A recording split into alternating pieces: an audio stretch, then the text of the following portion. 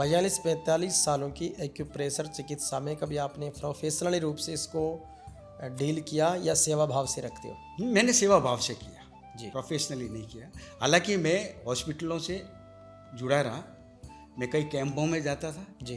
कैंपों के द्वारा भी लोगों को पेशेंट्स का बहुत इलाज। अब जैसे नाभि को एलोपैथी वाले मानते ही नहीं जी।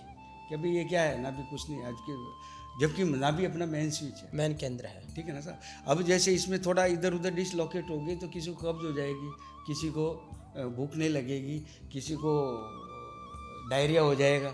तो इस नाभि को सेंटर केंद्र बिंदु में रखने के लिए किस तरीके से पता लगाया जाए? तो इसका भी एक पूरा माप है हाथ में, अगर आदमी चाहे तो वैसे इसको मेजरमेंट कर से मालूम पड़ जाए। नमस्कार साथियों, आज विश्व योग दिवस 21 जून है और देश भर में, दुनिया भर में 12वां अंतर्राष्ट्रीय योग दिवस मनाया जा रहा है। हमारे बीच में श्री नरेंद्र जी सेन साहब हैं जो एक्यूप्रेशर के एक्सपर्ट हैं। सर, आज योग दिवस पर अनेक तरह की चिकित्सा पद्धतियों की चर्चा करेंगे। तो प्राकृतिक चिकित्सा में जो योग है, आयुर्वेद है, एक्यूप्रेशर है, एक्यूपंक्चर है, तो एक्यूप्रेशर क्या है?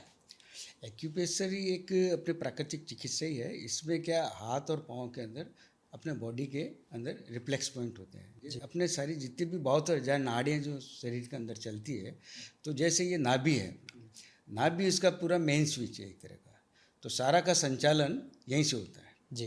क्योंकि जब भी बच्चा पेट में आता है उस समय उसको फीडिंग नाभि से ही होती है, नाभि से मिलती है, ठीक है ना। जब वो पैदा होने के बाद उसकी नहल काटा जाता है, उसके बाद में उसका जो भी क्रियाएँ चालू होती है, फीडिंग वगैरह, फिर उसको नेचुरल वे में उसको, अगर वो रोता नहीं है तो उसको डॉक्टर थप्पी लगा के उसको रुलाया जाता है जी, ताकि उसका वापस सारे ऑर्गन्स है वो वापस एक्टिवेट हो जाए। जी, ये किस तरीके से हमारे जैसे हाथों के, पाँवों के पॉइंट्स है, तो हाथों के पॉइंट से अपन एक्यूप्रेशर को कैसे समझ सकते हैं?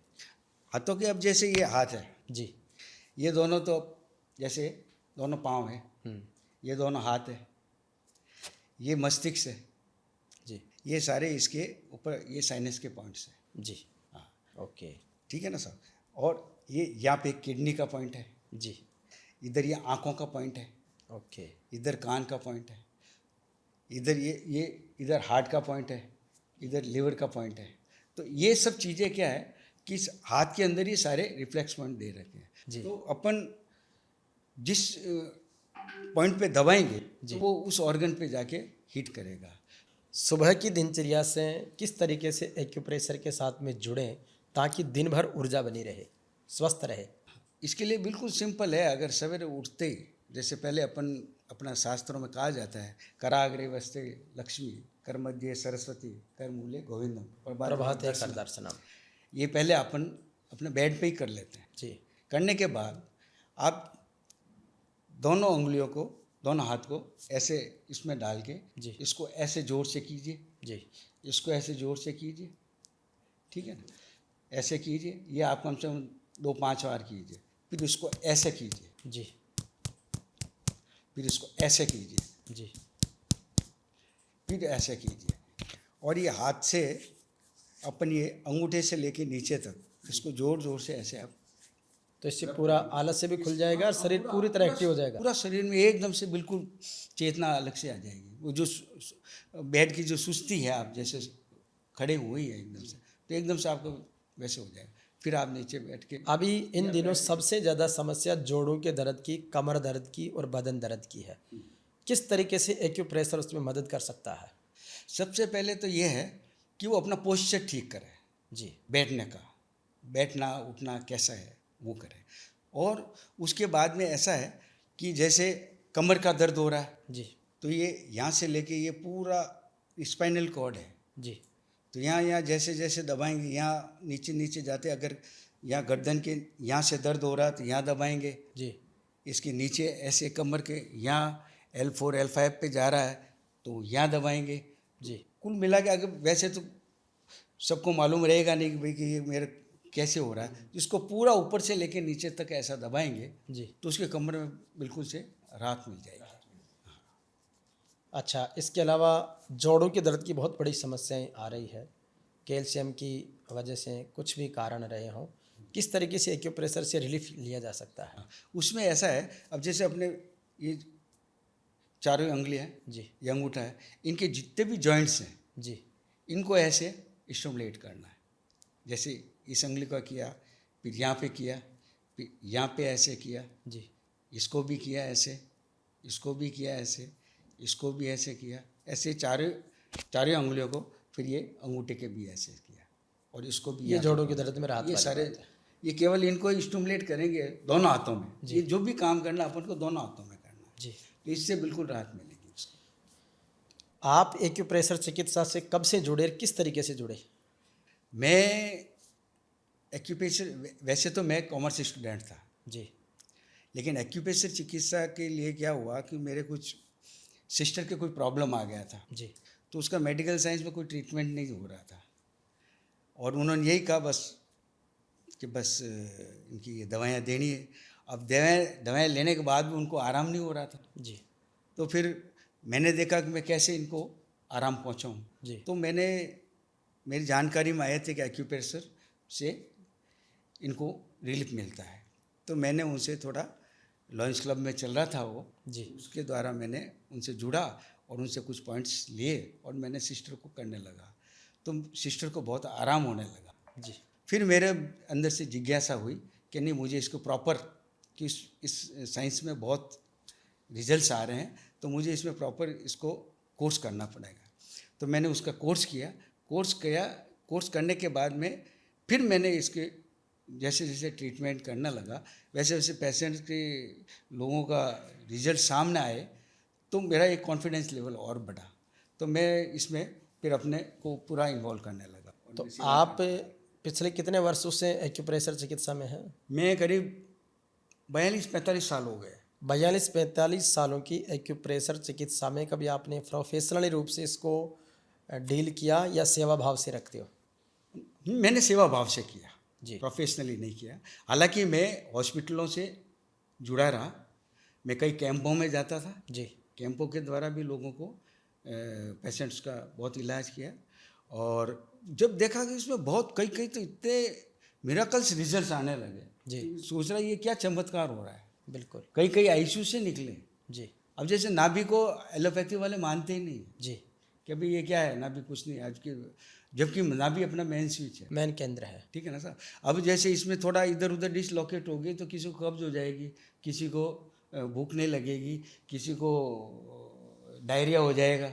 तो इस नाभि को सेंटर केंद्र बिंदु में रखने के लिए किस तरीके से पता लगाया जाए? तो इसका भी एक पूरा माप है हाथ में, अगर आदमी चाहे तो वैसे इसको मेजरमेंट कर से मालूम पड़ जाए। जैसे अपने इन हाथ को ऐसे यहाँ से मिला के ये ऊपर देखेंगे, तो ये जो बीच की उंगली का ये इधर पॉइंट आता है, इसको अगर ऊपर, तो जिसकी नाभि खसकी हुई है तो वो ऊपर नीचे होगी, तो जिस साइड से नीचे गई हुई है उस हाथ को उल्टा करके ये जो नसें हैं इनको यहाँ चटकाएंगे, चटका के वापस देखेंगे तो देखेंगे कि हाँ वो बराबर हो गए, तो उस पेशेंट को वहीं बैठा, परफेक्ट मानचित्र है। हाँ हाँ बिल्कुल आ ही जाएगा उसमें। उसी समय क्या है, पेशेंट को वहीं बिठाए रखना है, और नाभि का क्या ये मोले का धागा लेके दोनों अंगूठों को बांध के 1 गिलास पानी पिला दो उसको, वो सेट हो जाएगी, और फिर बाद में कंप्लेंट नहीं।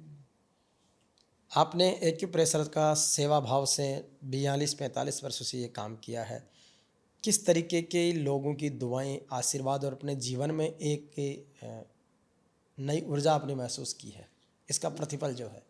देखिए साहब, मैं खुद कई बार ऐसा सोच रहा था कि मैं एक कॉमर्स स्टूडेंट, मेरा सरकारी जॉब में था, मैं सरकारी जॉब में था और ये बिल्कुल फील्ड अलग था, लेकिन चूंकि बस इससे इतने अच्छे रिजल्ट्स आने लगे ना, तो एक अंदर से ऐसी जिज्ञासा हो गई कि नहीं मुझे इसको, ये तो मेरी एक मतलब हॉबी हो गई। हॉबी होगी, और मुझे इतना आनंद आने लगा कि मैं सर्विस तो अपनी साइड से थी, लेकिन मैं अब मेरे को समय की थोड़ी लिमिटेशन थी। जब आप सरकारी जॉब में होते हैं तो आपके ट्रांसफर्स भी होते हैं, बाहर भी जाना पड़ता है, तो मेरा ट्रांसफ़र सेंट्रल गवर्नमेंट में था, मैं सर्विस, मैं गुजरात भी गया, 6 साल वहाँ रहा था। तो वहाँ अब मेरे वैसे तो लोग कम संपर्क हो सकते थे, कहीं लैंग्वेज प्रॉब्लम थी, तो फिर कई लोगों से ऐसे जुड़ने के बाद मैंने वहाँ आयुर्वेदिक हॉस्पिटल वगैरह थे, तो वहाँ पर मेरे को उन्होंने सेवाओं के लिए एंगेज किया। वो कह सर ऐसे तो कम लोग मिलते हैं, आप अगर कुछ हमें 1-2 घंटे ही वीक में निकाल के दो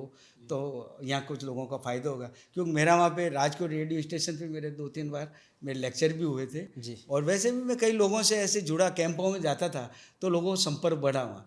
तो और उसके हिसाब से फिर मैंने आयु के वहाँ बैठने लगा मैं, तो और वहाँ बैठते तो कई तरह के पेशेंट आने लगे, कई तरह के रोगी, कई ऐसे ऐसे रोगी देखे जो पिछले कई सालों से बिल्कुल ऐसे डिप्रेस्ड हो गए थे कि अब यार जीवन में कोई मतलब ही नहीं रहा है।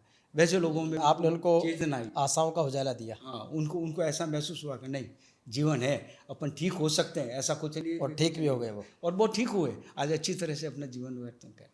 क्या संदेश देना चाहेंगे आम जन को आज योग दिवस पर?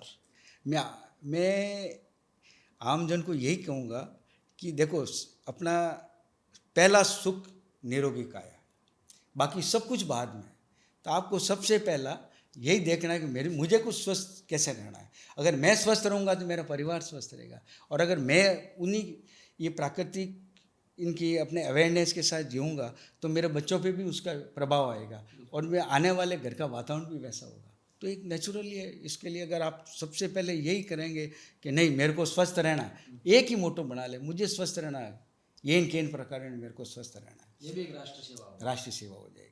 और आप आज आपके आसपास में जो भी है, कभी आपको ऐसा उनको भी स्वस्थ रहने का संदेश दें। तो उसको यही संदेश दे सकते हैं। जेवीपी मीडिया ग्रुप की हमारी ये इंटरव्यू पॉडकास्ट यात्रा आपको कैसी लगी, और इसी तरीके के हमारे शख्सियतों का आगमन यहाँ पर होता रहता, तो इसको किस तरीके से सेवा कर्तव्य पथ के रूप में देखते हैं?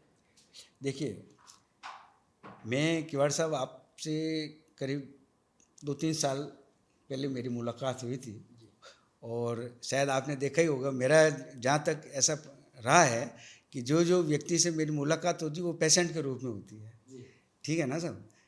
और फिर बाद में जब उनको ये एक्यूप्रेशर सेवा का अनुभव होता है तो वो खुद ही महसूस कर ही देते हैं। आपने खूब स्वास्थ्य लाभ दिया है। तो वो खुद इस चीज़ का वो ज़्यादा आपको बिल्कुल एक्सप्लेन कर पाएंगे, क्योंकि आपने मेरे से संपर्क किया था, मैंने जैसे आपको कोई प्रॉब्लम हुआ था मैंने किया, तो अब आप जानते हैं कि भाई इस थेरेपी में कितना कुछ बिल्कुल रिजल्ट्स मिलते हैं जी। तो मैं तो यही चाहता हूँ कि जितना हो सके, मैं तो मेरा करने का तरीका ही अलग है। मैं यही कहता हूँ, मैं पेशेंट को उसके रोग का इलाज करना खुद को सिखा देता हूँ। मैं ये कहता हूँ भाई तुम्हारा इलाज खुद करो। बिल्कुल हाँ।